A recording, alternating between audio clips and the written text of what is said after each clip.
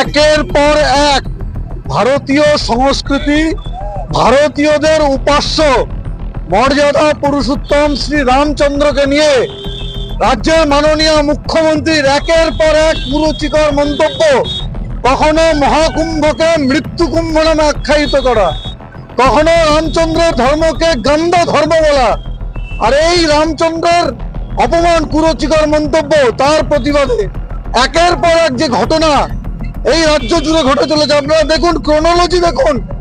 মহাকুম্ভকে মৃত্যুকুম্ভ বলা, তারপরে মথাবাড়ির মতন ঘটনা ঘটে যাওয়া, তারপরেই ওনার ইফতার পার্টিতে গিয়ে ওনার বলা রামের ধর্ম গন্ধা ধর্ম, তারপরেই দেখুন ইকো পার্কে হিটকো হতে সেখানে আর প্যালেস্তাইনের পতাকা নিয়ে সেখানে মিছিল হচ্ছে।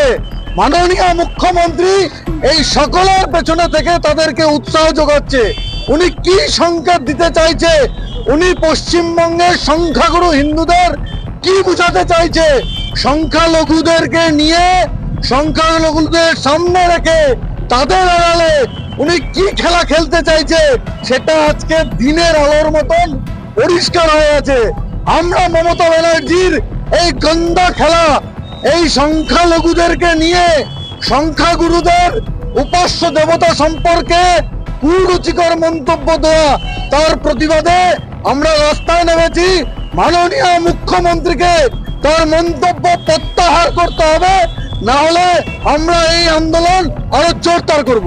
জন্ময় সন্ন্যাসী নামে একজনের উপরে আক্রমণ ঘটেছে দক্ষিণবঙ্গে, কি বলবেন? এরকম একটা দুটো ঘটনা নয়, উনি যে ধরনের মন্তব্য করে চলেছে সেই মন্তব্যের জেরে জেহাদি মানসিকতা সম্পন্ন এই রাজ্যের কিছু সংখ্যালঘু সম্প্রদায়ের মানুষ, যারা জেহাদি মানসিকতা রাখে, যারা তালিবানি মানসিকতা রাখে, যারা প্যালেস্তাইনি মানসিকতা রাখে, তারা একের পর এক হিন্দু সন্ন্যাসী, হিন্দু উপাস্য দেবদেবী, হিন্দুর মন্দির, হিন্দুর শ্রদ্ধাস্থল তারা অপমানিত করে চলেছে। এর পেছনে উৎসাহ জুগিয়ে চলেছে রাজ্যের মাননীয় মুখ্যমন্ত্রী, পুলিশ মন্ত্রী, স্বরাষ্ট্রমন্ত্রী, সবকিছুর মন্ত্রী। এই ঘটনা আজকে পশ্চিমবঙ্গে জল ভাত হয়ে গেছে। সংখ্যাগুরু, ধর্মগুরুরা তারা আক্রান্ত হবে, তাদের ধর্মস্থল, তাদের শ্রদ্ধাস্থল আক্রান্ত হবে। আমরা এর প্রতিবাদে রাস্তায় নেমেছি।